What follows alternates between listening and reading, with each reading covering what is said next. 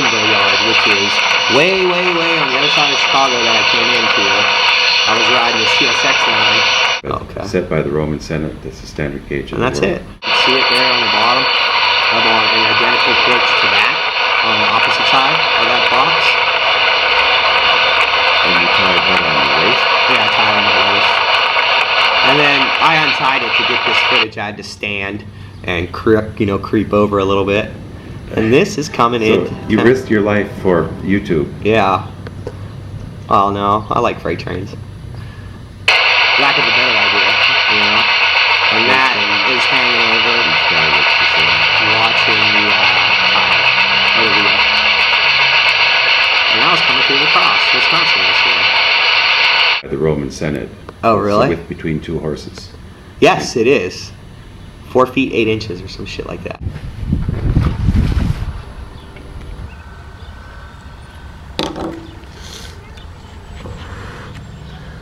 Wow, I got some white ass teeth. That's why they call me Hollywood. They call you Hollywood. Yeah. Riding the railroads. Yeah. I managed over the years to get it shortened down to Woody. It was tough though. Hollywood to Woody. Hollywood to Woody. And there's the train coming right now. Here comes the train. Yeah, you can see it from down there. I'd have to move the camera.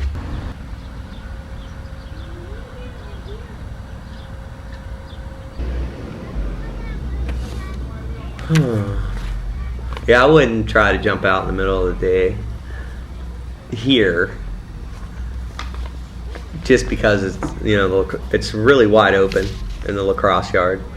So then, way down, like on the other end of the yard, you might jump on, or Well, no, I'll jump on in the middle of the yard just at a different time of the day. at a different time of the day, or if there's not a bunch of fucking rail fans standing there taking pictures and shit like that. I mean, you would think they'd be cool to a hobo, but they're not.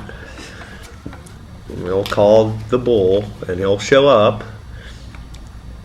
So, there's that with that. The bull is the rail guy? Yeah, he's the cop.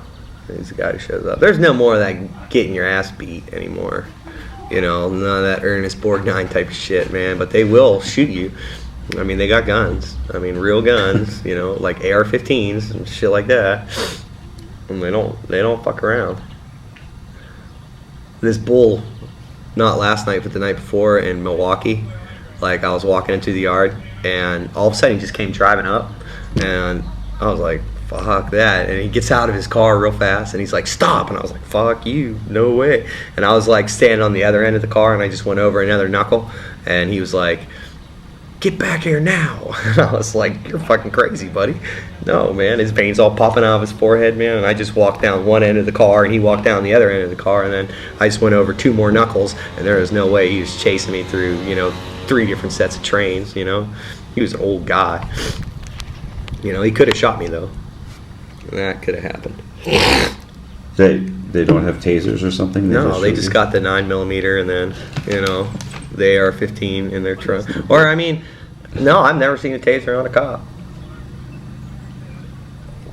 That's for sure. What are some keywords I'd add to the page, like rail, railroad, hobo? Because you got to describe YouTube pages with a good title, description, and keywords. I like reprobate. Reprobate. R-E-P-R-O. I think there's a B in there, not a P. B-A. Reprobate. And what's another good keyword? Hobo, railroading. Hobo reprobate. Hobo reprobate. Yeah, try that one out. And what's reprobate mean? That means like you're bad. Oh, you're a reprobate. I just learned the word last summer and I thought it was too cool for school.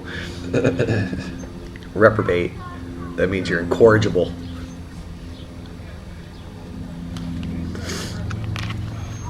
I think that kind of works. There won't be any editing, huh? No, it's great. So, Amir. This is my 3rd interview this year. Cool. There's another train. So now there's a split screen and the interviewer, me, in the mirror, is talking to you, the traveler. The hobo reprobate. The hobo reprobate.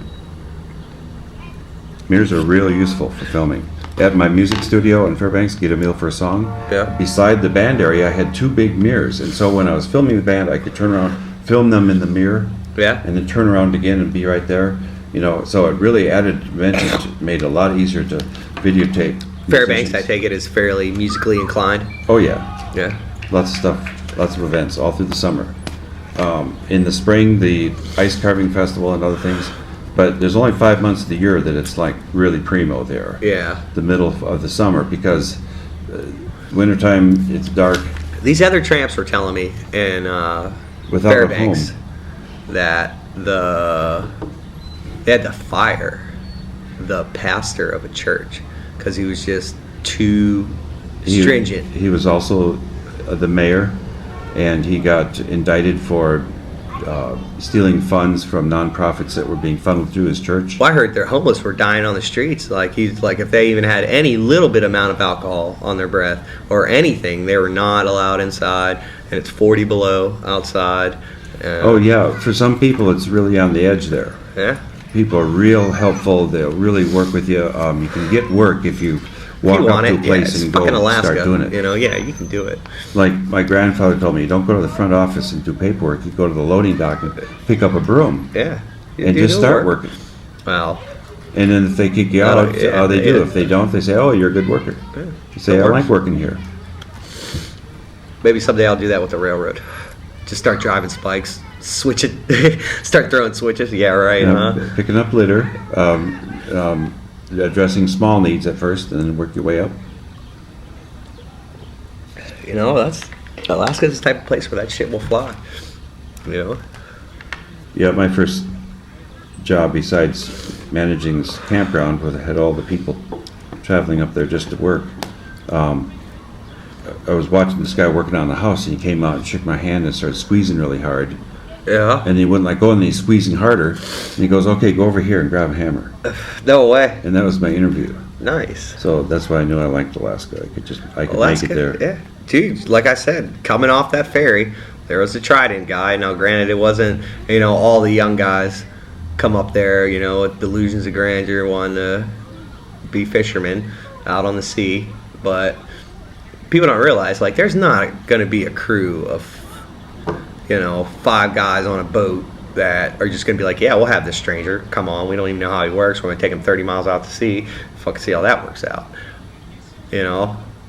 But you can get a job on a processing boat and just suck it up. Do your 12-hour shift, you know, make your money and, you know, go home. I worked in Cordova in my first summer in Alaska in '73, in a restaurant for a while, and then in a cannery. Yeah, see, basically I was on like a really glorified cannery. You ever read that Steinbeck book, Cannery Row? Yep. With Mac and the boys? Yeah. I always identified with Mac. I always thought he was a real cool guy. You know, his heart was in the right place. You know, I went. There's no freight trains that run through it anymore. I mean, well, I guess no, there is in Salinas and stuff, but you can go to the John Steinbeck Interpretive Center. It's pretty fucking nice. It's in Big Sur, you know what I mean? So run around there, but you're not going to catch no train or nothing. Man, there's just a ton of trains. Yeah, it's a major railroad center across Wisconsin. 1870, the second railroad crossing of the Mississippi was in La Crosse. There's Really? a stone island in the middle that they made a pivot on. And the first railroad crossing was